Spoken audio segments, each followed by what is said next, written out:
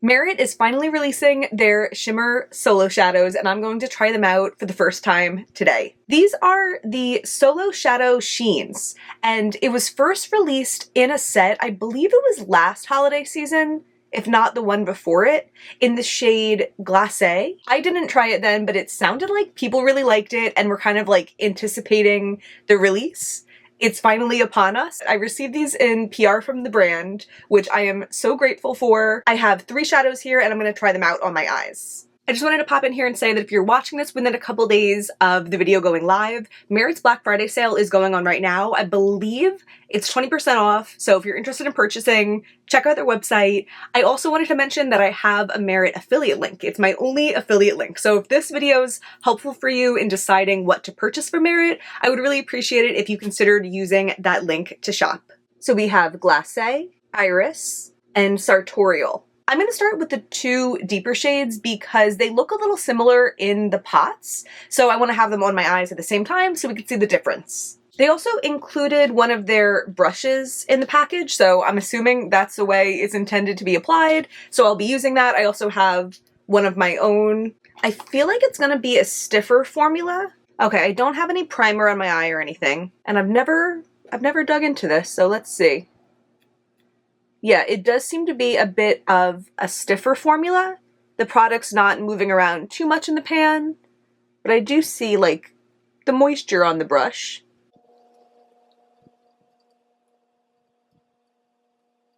Is that coming up? Okay, we're not having too much payoff so far. I wonder if this could be a situation where you kind of have to, like, get through the top layer to really get into the product, yet now it's picking up a little bit more. Okay, cool. I think that is the situation. I'm gonna go in one more time. I do think a buildable formula does feel like it matches Merit's ethos. Merit is all about kind of like easy, simple makeup. You can kind of apply it on the go, and it makes more sense to have a product that you build up as opposed to a product that you have to baby and make sure you're not picking up too much. This is something that you can't mess up, and I feel like that's their whole thing. And even though I'm someone who does like to wear more bold eye makeup a lot of the time, I definitely prefer that even in my colorful makeup.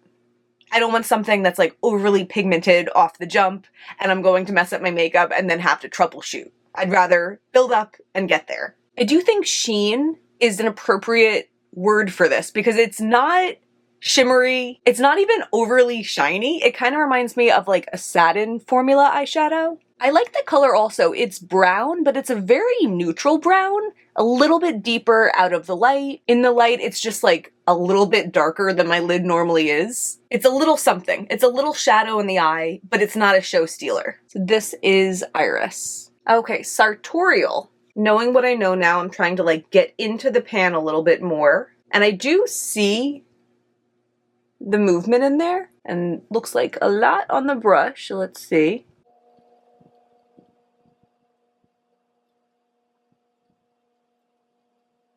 Okay, I'm so glad I put them on the eyes at the same time because the color difference has become very apparent. Sartorial looks to me like a bronze. It is a bit of a nuanced bronze because I'm seeing a movement from cool to warm in it. Some moments, like right now, it looks pretty warm. But then when the light catches it there, it looks pretty cool. The finish looks the same to me, that same sheen finish. Not overly sparkly, but definitely not matte. Sartorial. Okay, and then last up we have Glacé, which is the one that they had previously released in a holiday set. So some people have already tried this one, but I haven't. So I'm really getting in there to start. Okay, looks like a decent amount on my brush. Oh, pretty. I might have to add in some cell phone footage so you can see this a little bit better because it is very light and close to my skin tone, but it has such a pretty sheen to it. I'm gonna add it to my other eye also. You know how people always talk about my lips but better for lipsticks? I feel like for my skin tone, this is like my eyelids but better. I think if you're someone that doesn't tend to wear eyeshadow but you want just like a little bit more something, this could work out really well. I'm gonna try to build on this a little bit. I have my Solo Shadow in Studio. This is their original formula. Let me see if I can get my finger in here, because I like that. It's a little tough to get my finger in there without getting my nail in also. Okay, this is just Glacé with Studio. And then I'm going to add a little bit of Ice Blink from Shine by SD in collaboration with Seeking Shifts on top for a little bit more sparkle. All right, I'm going to finish up my makeup and we'll be right back for some more thoughts.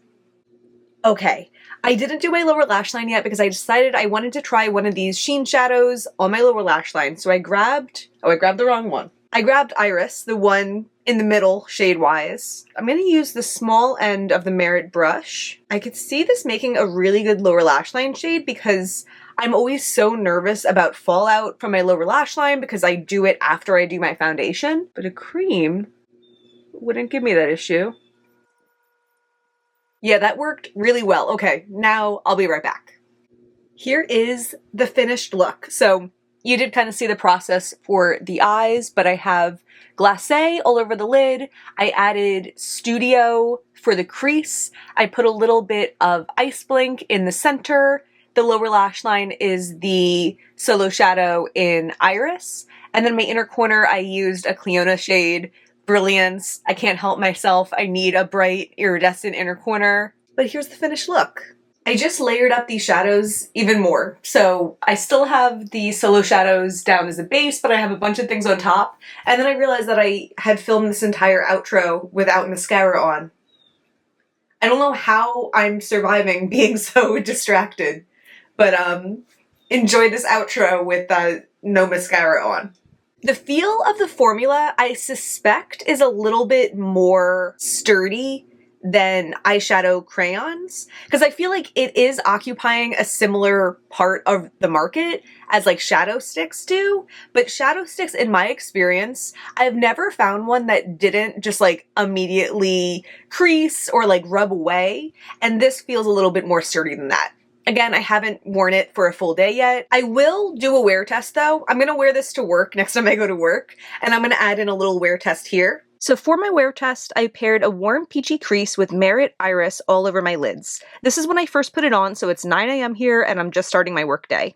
This second check-in is at 6:45 p.m., so almost 10 hours later, and it looks pretty good. There's a little bit of creasing in the crease, but it's definitely less than I normally have after 10 hours with one of my indie single shadows on.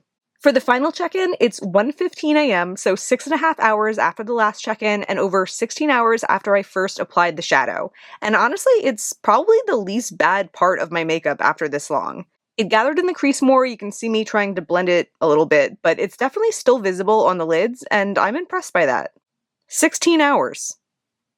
I think these will be a big hit for a certain type of makeup consumer. The recent makeup trends, like the whole clean girl thing, really wasn't favoring eyeshadow at all. And I feel like the trends are moving from that into a little bit more bold makeup, but still not as bold as it once was. And I feel like this type of soft sheen on the lid is perfect for that transition in trends. If you want more than nothing on your lid, but you don't need a full eyeshadow palette with tons of options to create looks with, you don't even know where to start with looks, and you don't even have that much of an interest, this is perfect because it's like one and done. It's one product to smear on your lids, and you have a little bit of something without having too much. But conversely, for the trends, if you're someone who loves eyeshadow, loves experimenting with eyeshadow, has an extensive collection of eyeshadows, and you're excited about this launch just because like Merit doesn't often release eyeshadows and you're excited about eyeshadows,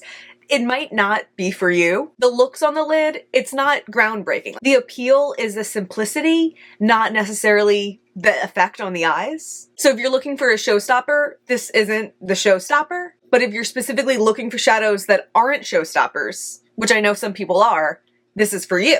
So although I'm someone who does like show-stopping makeup, I also put on makeup for work, and I feel like that's where this is going to really come in handy for me.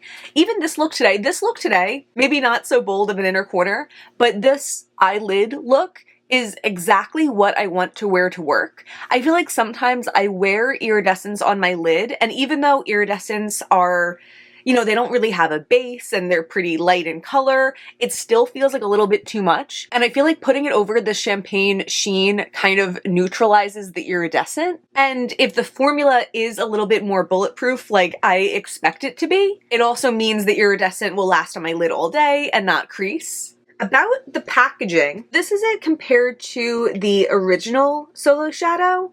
The matte one has a gold lid, the sheen one has a silver lid. The rim from the bottom part of the pan is larger than it was in the original Solo Shadow. It's also clear, whereas this one is gray. When I first got the package of these, they were shut pretty tight, which I imagine is to make sure that they're not going to dry out, and they were difficult to open. It was also like hard to get a good grip on this because this section sticks out farther than the cap does. I'm not someone with dramatic dexterity issues. Sometimes I have to ask the Subway employee to open my Diet Coke for me, but in general, I don't tend to have that much dexterity issues. But if you're someone that does, these might be difficult for you to open. Once you have it open, you don't have to shut the cap as tightly, but again, the less tight you shut the cap, the more quickly the product will dry out. So something to consider if that is a concern for you. Also, personal preference, but I prefer a product that I can pick up on a brush or on my finger. When I'm putting a shimmer all over my lid, I always use my finger. And after I put the other shade Studio into my crease, I wanted to touch up Glacé. I wanted to just put my finger in it and add a little bit more to my lid. And I think you could see those are the nail marks from when I was trying to pick it up, and I really just couldn't. I mean, my nails aren't short, but I don't have like the really long acrylic nails or anything. So I think unless you have no nails, the packaging kind of excludes you from being able to put it on with your finger, which to me just feels like, you know, if you have a product that the whole thing is that you could put it on like quickly and easily, there's nothing easier than putting it on with your finger, but I can't. Overall, I'm excited to play with these more. I'm excited to see how it goes for work looks. I feel like having this champagne base has really been like missing for me. And I think it's going to open up the door of adding different shadows on top and having more fun with my work looks without feeling like my makeup is too bold or inappropriate. What do you think about this launch? Are you planning on picking anything up?